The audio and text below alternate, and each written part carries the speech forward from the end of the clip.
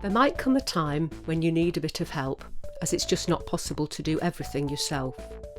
The kind of things we've found useful include personal assistance, like a support worker to accompany the person when they go out, and dementia daycare services, which take place in local community settings and care homes.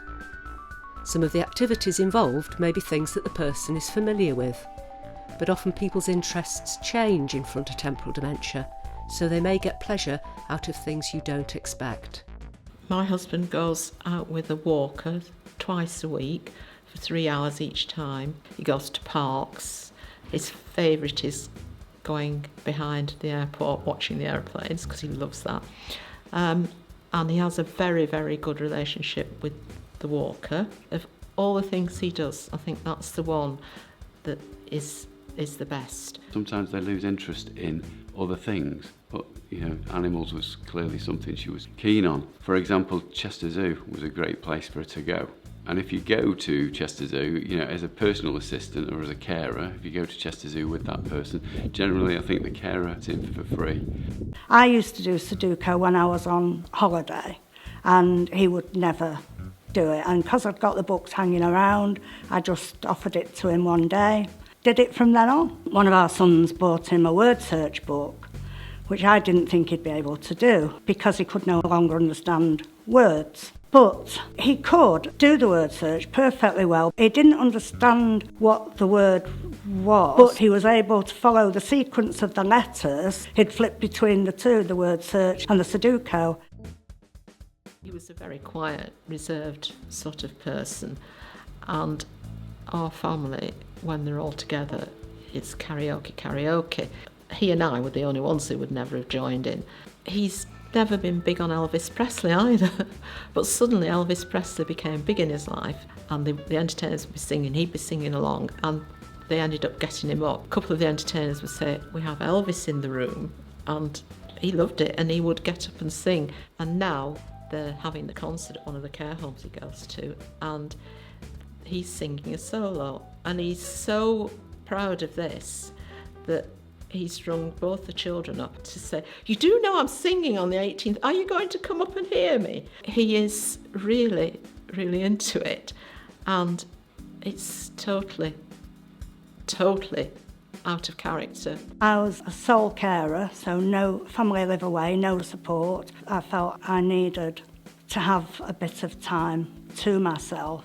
I was really reluctant to do this, but I did find daycare for Ian, and when I realised how he really responded to that and got a lot of enjoyment out of it, that I no longer felt guilty about sending him. One source of support for anyone living with FTD is the Alzheimer's Society. Contrary to our name, we support people affected by any type of dementia, not just Alzheimer's, and this support also extends to carers and family members.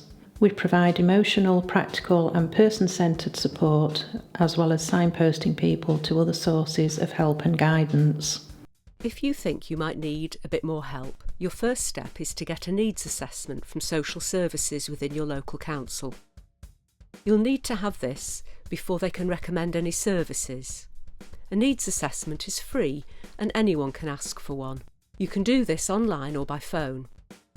Carers are also entitled to an assessment of their needs. You'll find out how you can access these assessments at the end of this film. Carers often neglect their own needs and health, and often feel guilty when trying to find time for themselves. We know from our own experience that frontotemporal dementia is a particularly challenging condition, and so looking after yourself from the start is crucial, and this may help you care for longer. Even just small ways to help you take a break, to do something where you can be yourself, or find ways to de-stress can make a big difference. Every person with frontotemporal dementia is unique, and every carer is too, so think about what might help you. One of the key pieces of advice that was given to me, and I am so glad that I got this advice, you had to say to yourself, does it really matter? Mum would never say thank you for anything. So on a day where I'd been with her all day, I'd done her washing, I'd done her cleaning, I'd sorted everything out for her, just made her life comfortable, even though she never saw it, she would never say thank you. I knew that if Mum didn't have FTD, she would have said thank you. I used to get quite angry, but it's counterproductive. The next time something happens, she's going to do exactly the same thing. So there's no point in getting angry.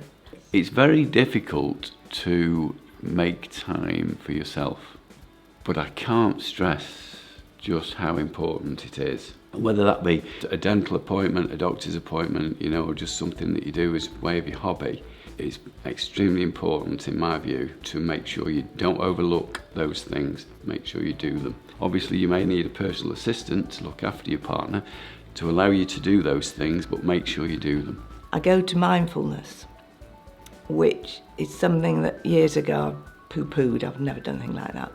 But actually it's very good and it has helped. And I've just got to realise that it's part of his illness. And I've become more tolerant.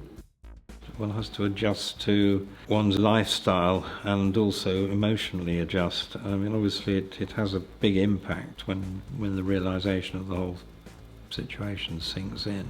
And I guess I've learnt to live with it, but it is really a question of actually finding other things to do, which I filled my time when I've not been seeing Pat with activities or committees or whatever to make sure that I'm keeping myself busy, and I think it's very important.